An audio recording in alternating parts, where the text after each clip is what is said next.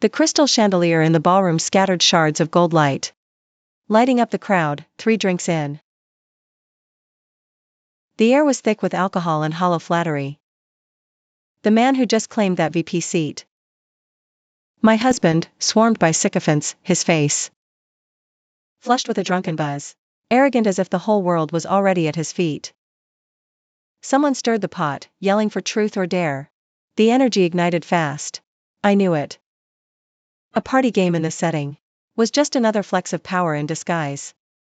But I couldn't care less. I just sat quietly in the corner, tracing the billion-dollar medical bid. 3 months. I burned every favor, every connection I had. Pulled countless all-nighters just to get this document done. After tomorrow's bidding conference, his vice president's chair would be rock solid, since it's truth or dare. Let's play for keeps. His voice cut through the microphone, echoing across the entire ballroom. I thought he'd come to me. After all, I'm his wife, the woman who pushed him to this very throne he sits on today. But his fingers grazed past my shoulder and latched tight onto the woman pouring wine behind me. His secretary, she gasped, a startled little rabbit, faking resistance just enough. As he dragged her to the center of the main stage, I watched him grab the back of her head and right in front of everyone, kissed her hard. 5 minutes straight. Dead silence swallowed the ballroom. Then scattered, sharp intakes of breath. The socialite wives ready to flatter me moments ago now turned away, their stares cutting with undisguised pity and malice. I stayed in my seat, didn't even shift my body an inch. My assistant turned ghost white, instinctively, trying to block my view. I gently pushed her hand away. The corner of my lips even curled into the faintest, coolest smile. Time's up. He walked back with that woman, her eyes red, face dripping with coy shame, to the table. Strutting with the swagger of a conquering general. He looked at me. No guilt in his eyes. Just a near sadistic, gloating thrill. It's just a game. Don't tell me you can't handle it. He sat down, fixing his tie with deliberate, infuriating calm, then added, she's been through much. She deserves a title. A title? At his own promotion party? Using my dignity to push another woman forward? I stayed silent. Just slowly pulled that bid proposal from my briefcase. His only ticket into the elite inner circle. The talisman he got on his knees, begging me for half a month. Right in front of him, my fingers clenched tight. And ripped the stamped, official cover page clean in half. His grin froze midair. Have you lost your mind? That's the bid for tomorrow. Stone-faced, I tore faster. Fingers flying, ripping that thick stack of paper into a blizzard of white confetti. He lunged for it. I shot to my feet and hurled the fistful of confetti straight into his smug face. Then, with one clean sweep, trashed it all on the slop. I made that bid. I can just as easily destroy it. Looking down at him, my voice dropped to a glacial chill. You can't hold the VP seat? Fine.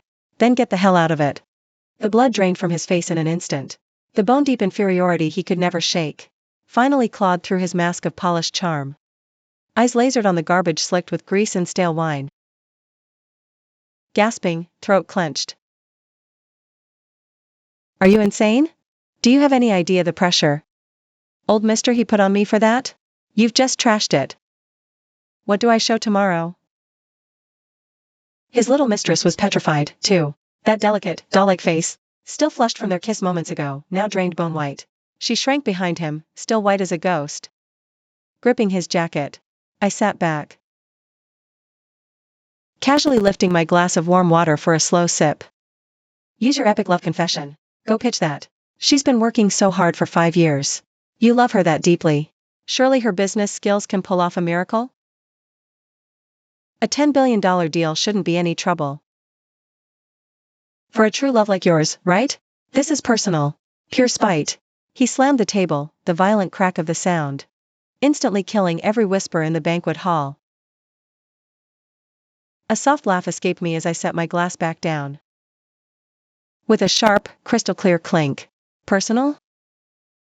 Know your place.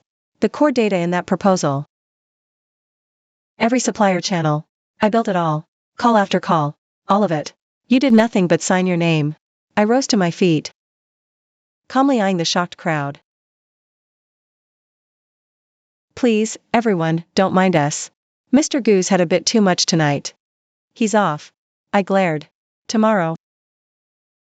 I'll brief Chairman he myself. At the sound of that name, his face turned sickly gray. His weak spot. The one man who truly terrified him. He reached for my wrist. I dodged. Let's talk at home. It was just a game. Everyone was watching. I couldn't just kill the mood. She was only playing along. I ignored him, looked at her. As his secretary, you should know perfectly well. Destruction penalty. I leaned. Hissed, but I tore it up. My blood, sweat, and tears. I'll destroy it if I want to. As for you? If Mr. Gu arrives empty-handed, who gets fired first? Her knees buckled, nearly sending her crashing to the floor. I grabbed my bag and strode out, heels clicking sharply. His hysterical shouts erupted from behind me. I could even hear the sound of him diving for the trash can. He was trying to salvage those soaked, shredded pieces of paper, thinking he could grab a few tech guys and spend a night piecing together a rough draft. Too bad he doesn't know. The pages I ripped out contained the core pricing formula. Those numbers exist only in my mind. The underground parking garage was chillingly cold. The echo of my high heels in that empty space echoed like a death knell. Steps rushed behind me. He yanked at my car door. From his frantic sprint, his tie was crooked and his forehead was drenched in cold sweat. That arrogant, swaggering man from the banquet hall was gone. 7 years of marriage, was that necessary? It was just a stupid game of truth or dare. She's my subordinate. She only came up on stage to help me out. We're all adults here. We know when to play along. You tore up my proposal in public. You're ruining my career. I laughed at his twisted logic. Do you think I'm blind? Or do you just think I'm brain dead? A 5-minute tongue wrestling match is helping out? If you really wanted to play a game, why didn't you pull me up there? I'm your legal wife and the group project director. Am I somehow more embarrassing to be seen with than a secretary? He choked for a second, his eyes darting away. You're always so uptight.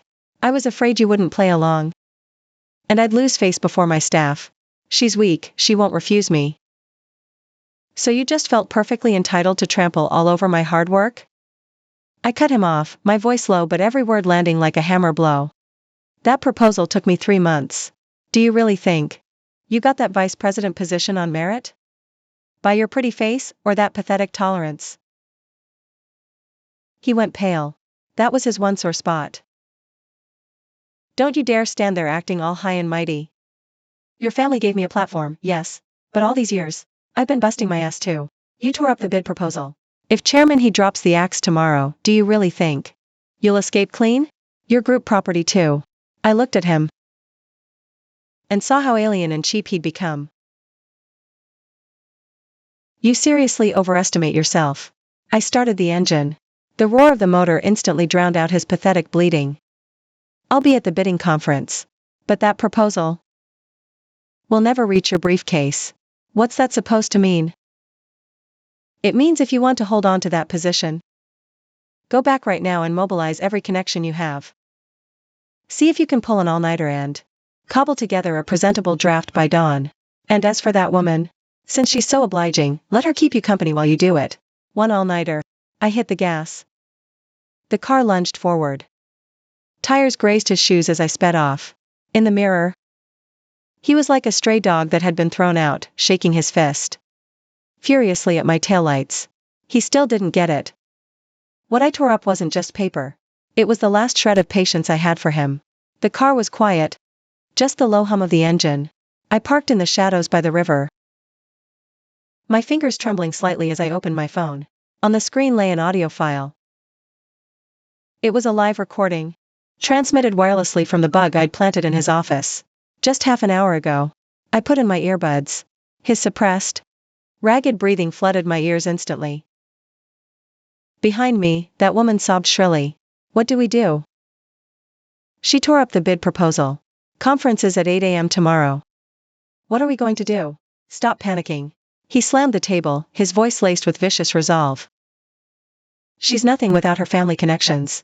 These past few years, if I hadn't been doing all the dirty work for her, would she have held on to that director position? She thinks tearing the original ends me? I have backups. Even though she locked down the core data on the intranet. If you help me tonight and pull the reserve prices from those previous suppliers. But what if she finds out? So what if she does? Once the bidding conference is over tomorrow, and I'm the hero in Chairman He's eyes, my first order of business will be to sideline her. Her family's shares. I'll swallow them whole, bit by bit. And then? You'll be the lady of this office. The coldness from the earbuds pierced my heart. 7 years building an empire with him from scratch. I never realized the man in my bed was already calculating how to flay me alive. The dirty work he spoke of was nothing but the kickbacks he took behind my back to line his own pockets. The so-called sidelining he mentioned had been in motion for 3 years, using my name. Register shell companies outside. I stopped recording and pulled up the dashcam's backup feed. On the screen, late one night a week ago, I watched him drive that woman to an exclusive, secluded private club.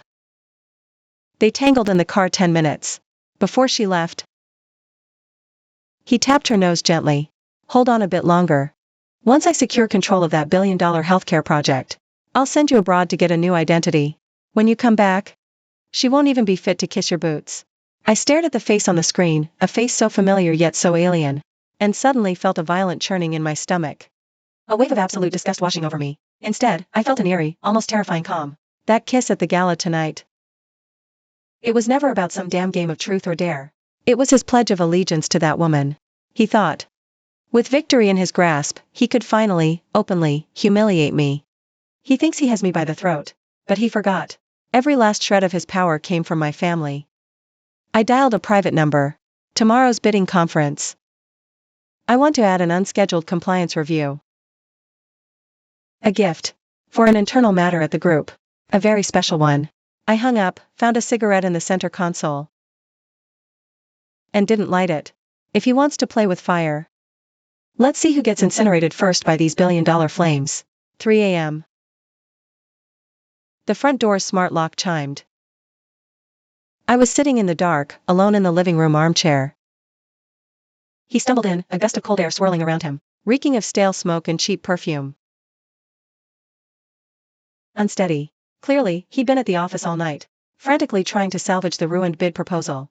He slapped the light switch. Under the harsh glare, the dark circles under his eyes and his raw fury were on full display. You dare sit here? He slammed his briefcase onto the coffee table with a deafening crack.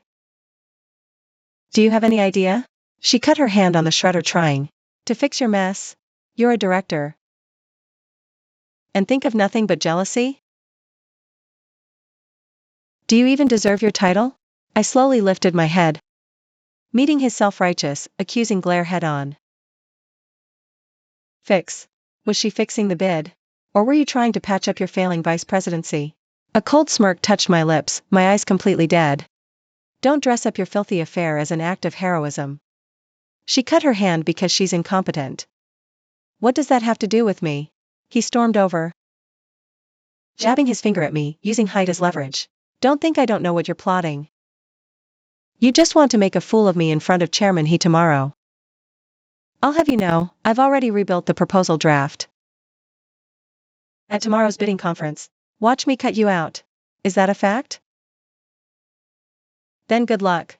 I rose to my feet. For once, his blustering rage didn't sting. That colossal arrogance is, and always will be, his fatal flaw. Just then, a soft knock came from the still open door. A woman was standing there, holding an expensive thermal container, leaning weakly against the doorframe. Her voice was sickly sweet. I was worried you hadn't eaten, so I brought you some porridge. She saw me and flinched, like she'd been shocked. She bit her lip, tears instantly welling up in her eyes. Oh, you're home too, sis. I'm so sorry. I had no idea you were in a meeting. I was just I couldn't stand his overwork for tomorrow's proposal.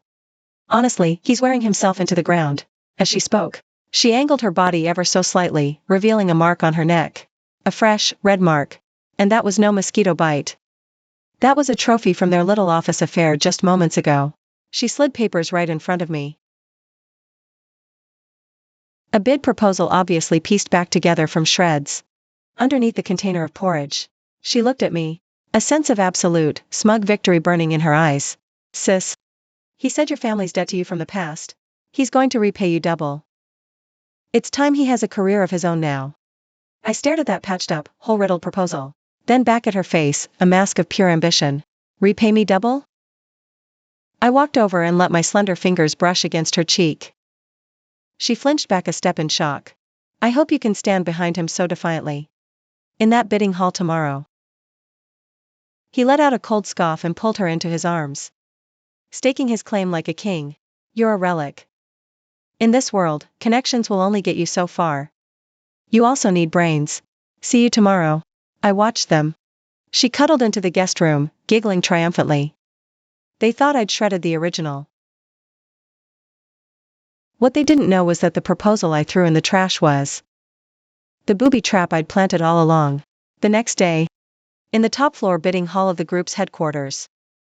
The atmosphere was as heavy as the sky before a hurricane. He was in an impeccably tailored suit, and that woman, strutting like a peacock in her stilettos, followed closely behind, as she passed me with her designer bag. She whispered a deliberate challenge. After today, this office will have a new owner. You've worked hard for so long. Go home early and get some rest. I didn't even lift my eyes. I went straight to the chief observer's seat. Why sit there? His face paled, voice a whisper. Unable to hide his panic. That's for the auditors. And the board. As project director. You should be in the bidding area. I adjusted my cuffs. A slow, elegant gesture. When you stayed up all night piecing the bid back together. Didn't you see the project lead's name changed? The man in the main chair cleared his throat, a loud, sharp sound. The room fell into absolute silence. His hawk-like eyes. I eyed him with cold disappointment. Begin. Show us what you worked all night on. He clenched his jaw and shot a glance at that woman. She immediately stepped forward, brimming with confidence, and projected the taped-up bid proposal onto the screen. For this medical equipment procurement deal, our optimal final bid is... Her voice cut off abruptly the moment she read the core figures.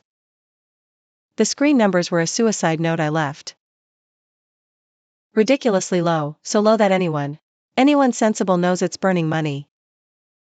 The head's voice rose, barely holding back rage. The cost price of this equipment is over 400 million. The bid price you submitted is just 320 million.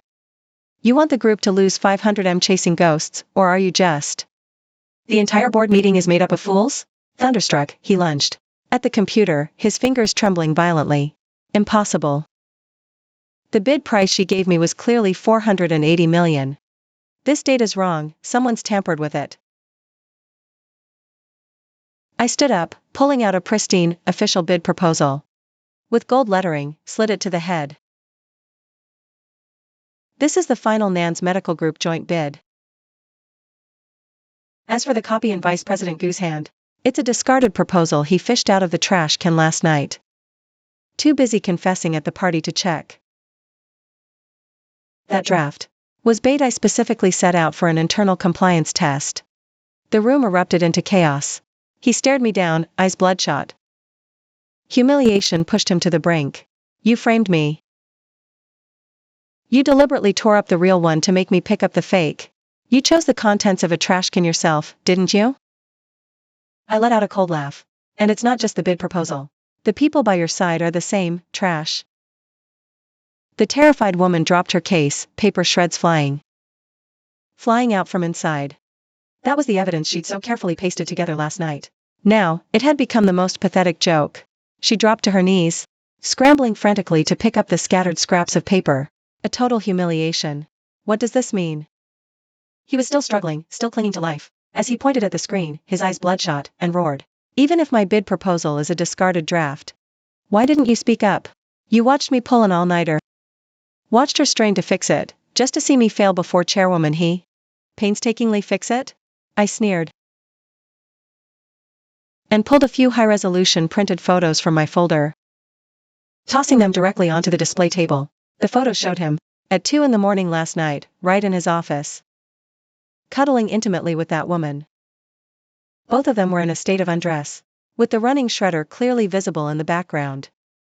Goo's remedial work was just his office affair. Openly flirting with a subordinate here. I turned my gaze to that woman, my voice dropping to ice. Your resume says you graduated from an Ivy League school. 3 years on the job, and you can't even grasp basic pricing logic? Or is it that, for these 3 years, your mind was never on the work, but entirely on how to seduce your boss and fake your degree? She trembled violently. Her face drained to chalk white. Why, you're lying. My degree is real. Is it, though? I tapped the tablet again, projecting an official email from an overseas institution. I've contacted your alma mater. They confirmed it explicitly. No one by your name graduated in that class. That degree certificate you submitted when you were hired is nothing but a cheap fake, bought for a few $100.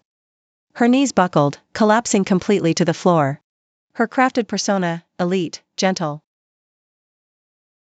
shattered into dust in that instant. The chairman's expression was now beyond grim. He slammed his hand on the table.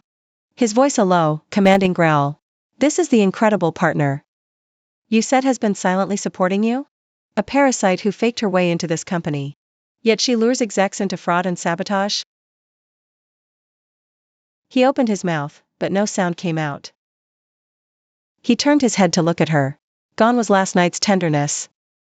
In its place, a look of pure disgust and terror. A man like him, his only true love is power. The moment she becomes a liability, he'll discard her without a second thought. Chairman he. I was deceived. She seduced me. She said she could handle the bid proposal. He started babbling, a pathetic mess of deflecting blame, even reaching to grab her. Enough. I cut through his pathetic act, turning to the woman. Aside from forgery, the evidence of you contacting our competitors and soliciting kickbacks has also been sent to legal. In this company, that's not just a firing. It's a criminal offense. She looked hollow, staring blankly. He pulled back fast, desperate to flee this mess. He'd forgotten last night's promise of a title. The chairman's face was a mask of stone. The air in the bidding hall seemed to vanish. He turned his head. His gaze hit the legal director, silently recording. His voice carried absolute, unquestionable authority. No place for such trash, immoral and talentless. Issue a company-wide announcement. He stumbled back a step, crashing into the edge of the podium. His face was ashen. Sweat beaded his temples, his tailored suit looked ridiculous and stifling. Chairman he. Please, let me explain. For these 3 years, I may not have achieved much on group projects. But I've worked my fingers to the bone. His voice was hoarse, even carrying a hint of fawning flattery. It was all her. She deliberately misled me.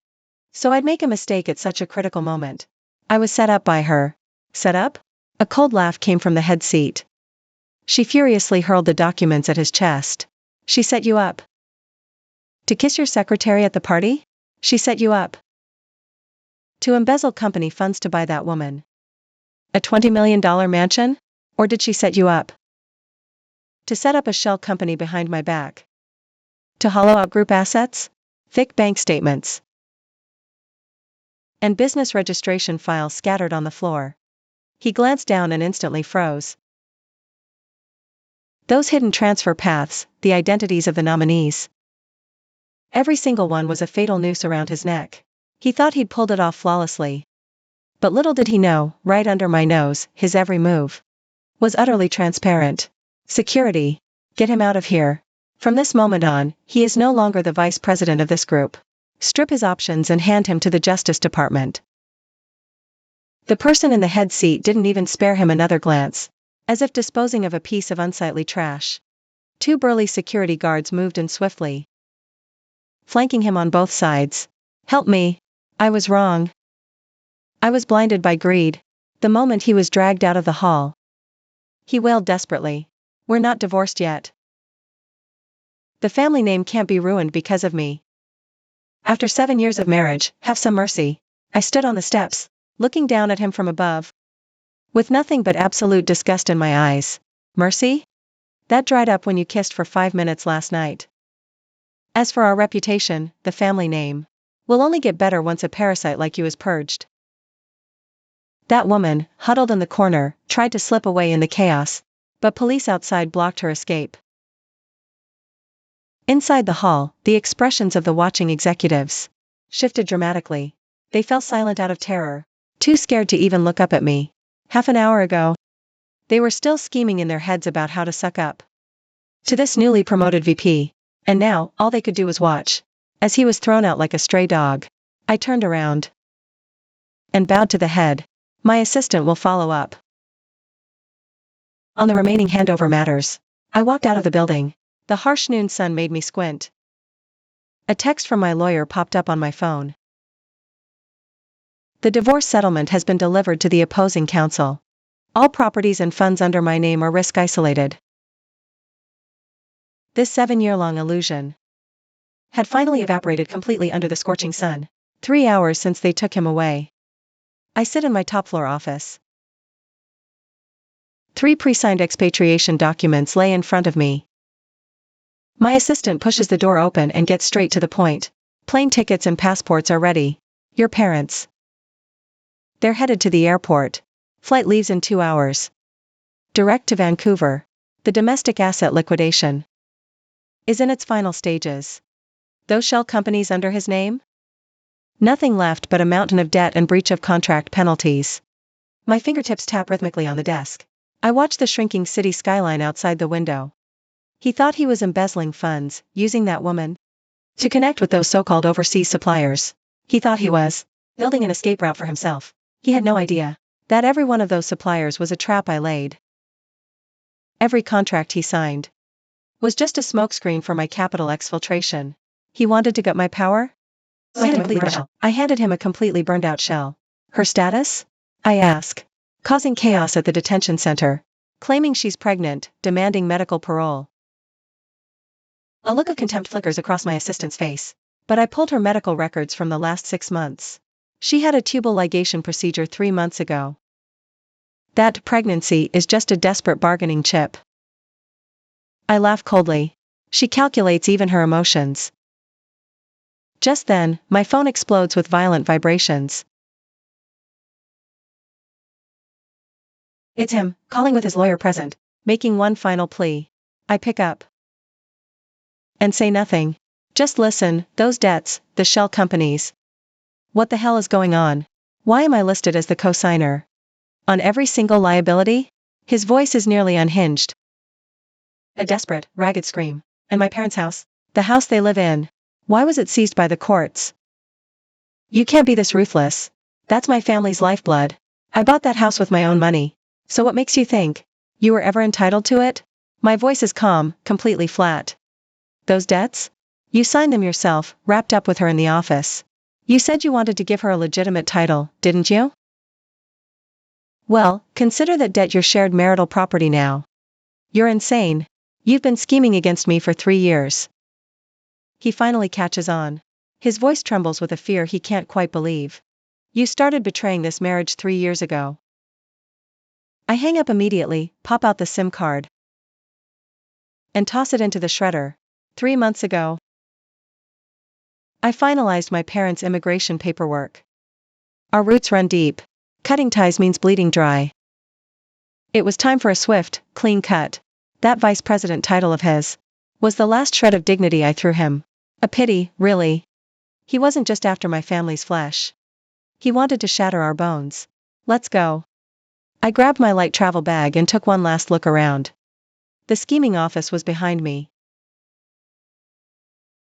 Downstairs, the car taking me to the airport had been waiting for a while. Inside the terminal, A deafening roar sliced through the sky.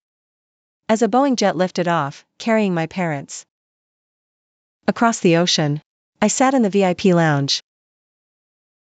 A cold, black coffee untouched in front of me. On the TV screen, the local financial news was rolling. VP arrested for embezzlement. His mistress, implicated in diploma fraud. And corporate espionage, also taken into custody. On screen, his once refined face contorted. Face twisted in rage as dragged away. Screamed at cameras, searching for me. And that woman, hair in a tangled mess, had lost every trace of that fragile, innocent act. Nothing left but ruin. My phone lit up. A private email from the chairman. I'll clean up this mess here. Regarding the billion-dollar bid proposal you left behind. Nansure holds 51%. You earned it. Replied, done. He'll never understand. He was so sure he was using that woman to squeeze me out. In reality, every single kickback scheme she touched was poison. I personally fed him. Every single proxy contract he signed ultimately led the creditor rights straight back to my offshore trust funds. He wanted fortune, I gave him debts. My assistant approached, voice low. Our flight boards in 30 minutes. His lawyer has been calling nonstop, practically hysterical. He's begging for one last meeting. He needs to know. When exactly did you stop loving him? I stood up, grabbed my light bag, and let a cynical smirk twist my lips. Love, is that what he's asking? I stared into the mirror, eyes glacial, suit tailored to perfection. A man like him. He doesn't even deserve that word. The moment he decided to humiliate me at his promotion party, he stopped being a rival in my eyes. He was nothing more than a toxic asset I was eager to liquidate. I walked out of the lounge, merging into the bustling crowd. He'll spend the rest of his miserable life in a prison cell, counting every single dollar of debt he'll never be able to repay. And that woman? That fake face and phony degree she was so proud of. We'll give her a harsh reality check behind those cold, iron bars.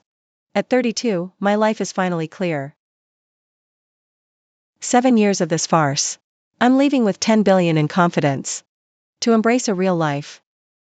The boarding call echoed. I didn't look back.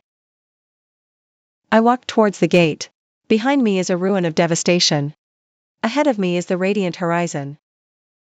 As the plane pierced through the clouds, the world outside was blinding white. I leaned back and closed my eyes. It wasn't his face that surfaced in my mind, but those sleepless nights grinding on bid proposals. Back then, I truly believed I was fighting for our future. Now I know the truth. I was merely weaving a noose for a venomous snake. The stewardess brought champagne. The pale gold swayed gently under the cabin lights. I lifted the glass, clinked it against the empty seat. A toast to me. 7 years ago, when I married him, everyone said I was marrying down. A daughter of a wealthy dynasty, marrying a man who had absolutely nothing. Either I was insane, or I'd been cursed. But I didn't care. I believed he had talent, ambition, and drive.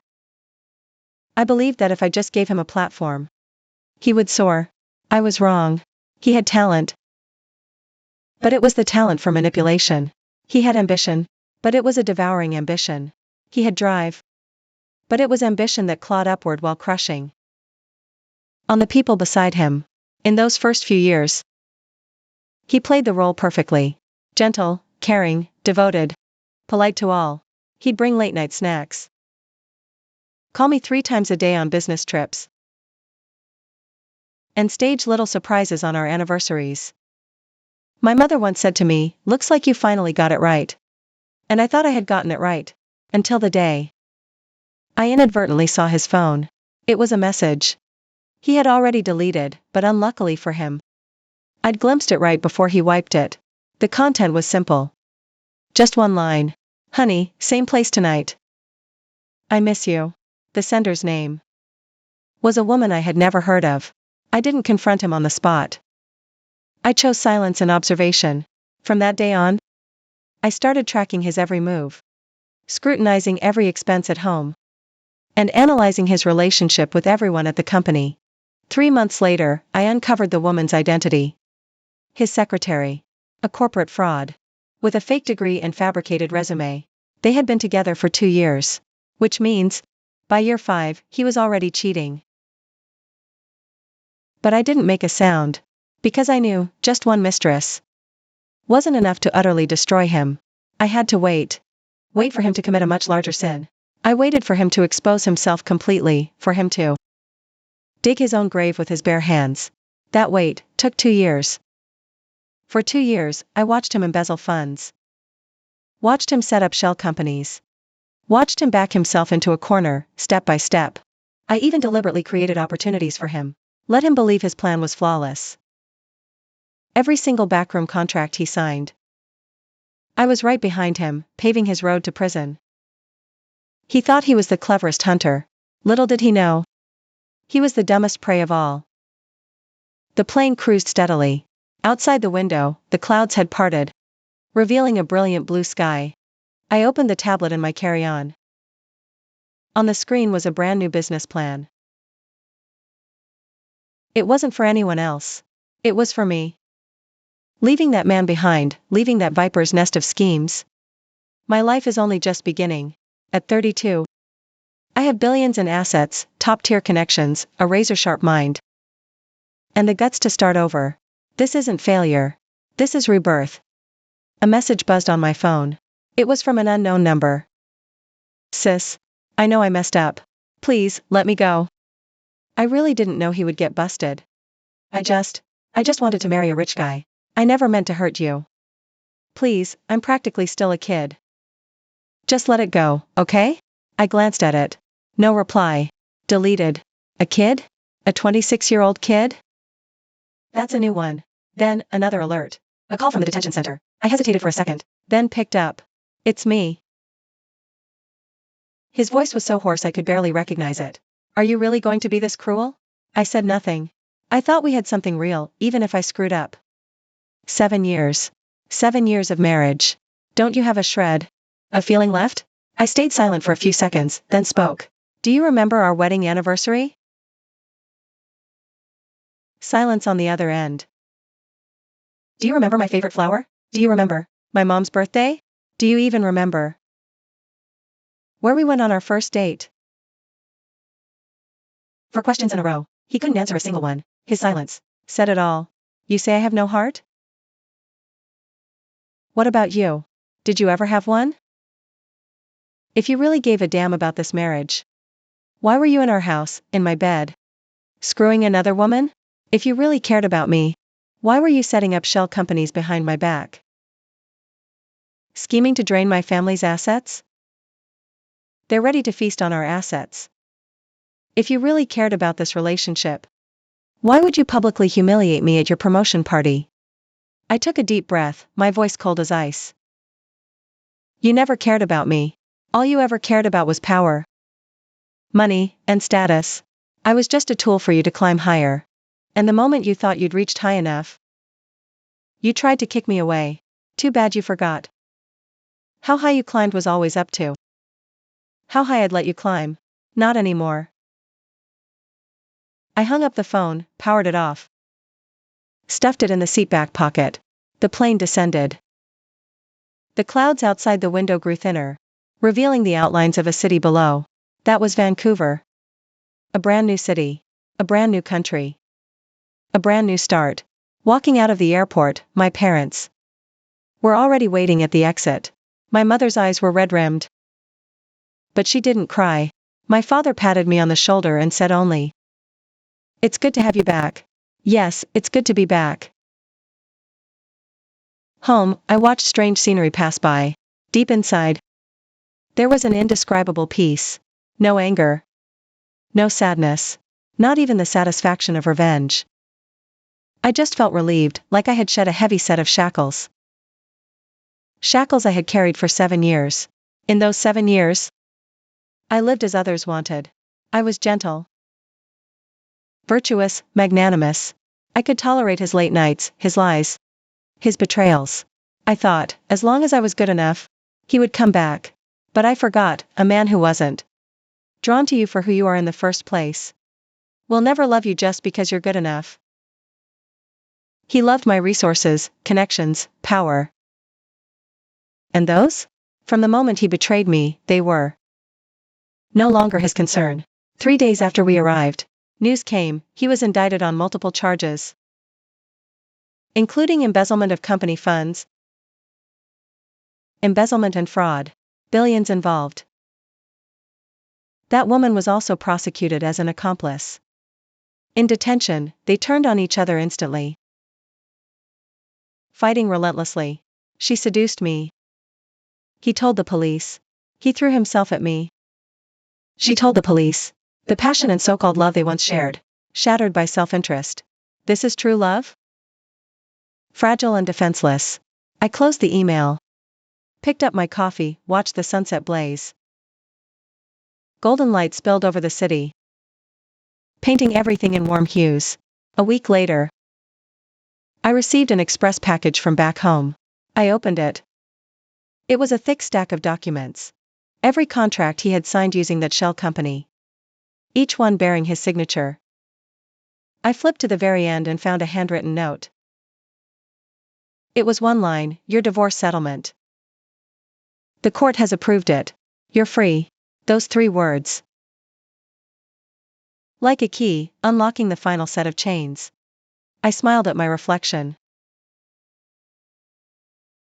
32, divorced, no kids, a 10-figure net worth. This isn't the end. I picked up my phone and texted my lawyer. Please liquidate all my domestic assets. Convert it to cash, wire it to my offshore account.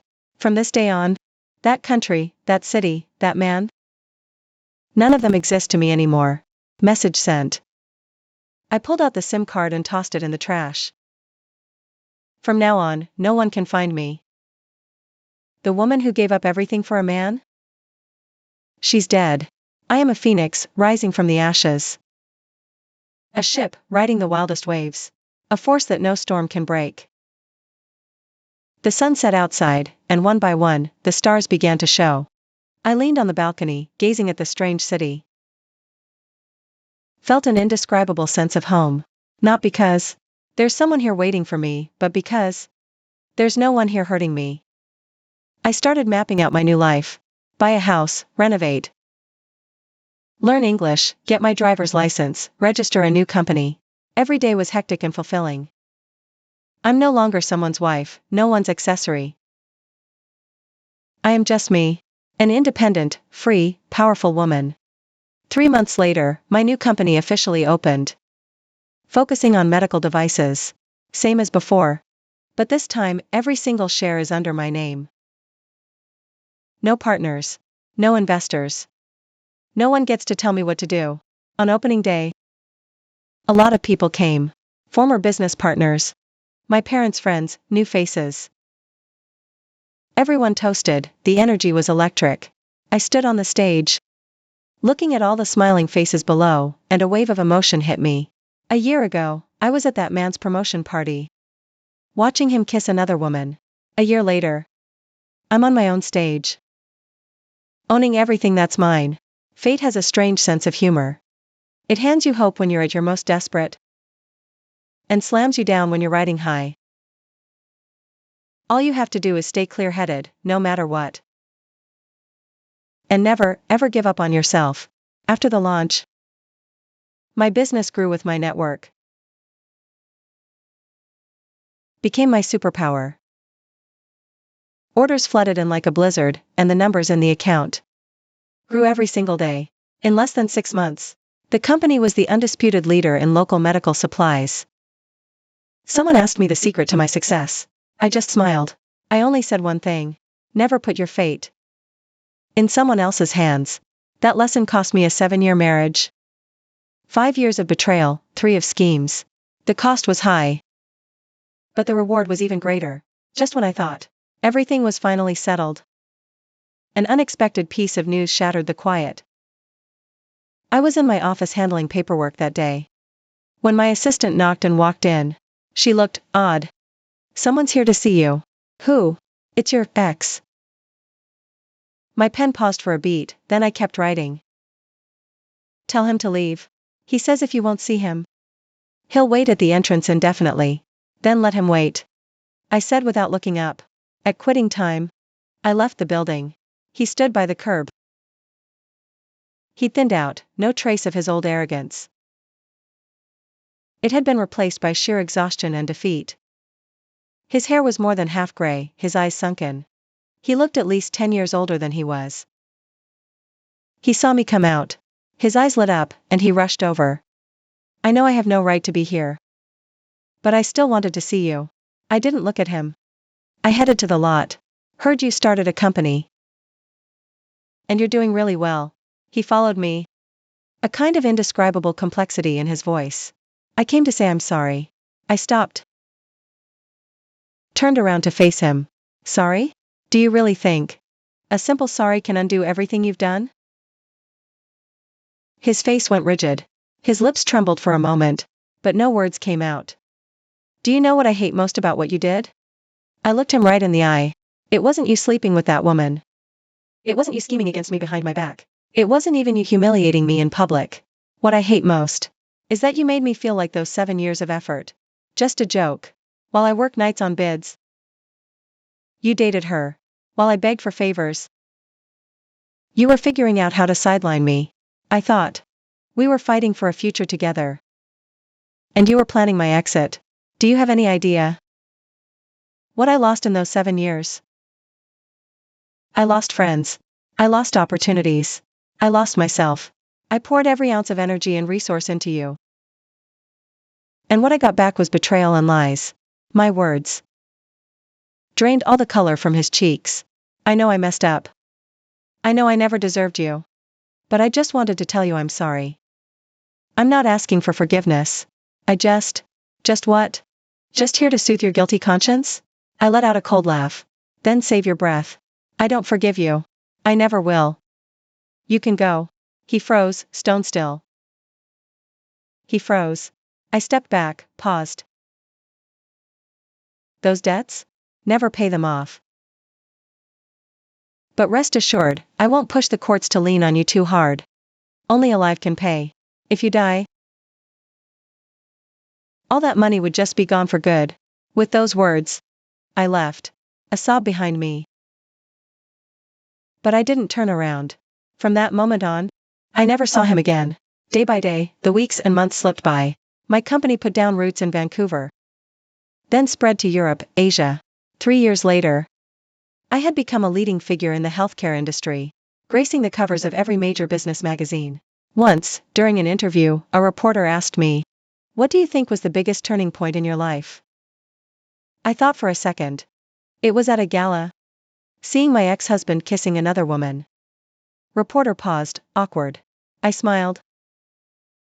And moved on. One thing clear. Never lose yourself for anyone.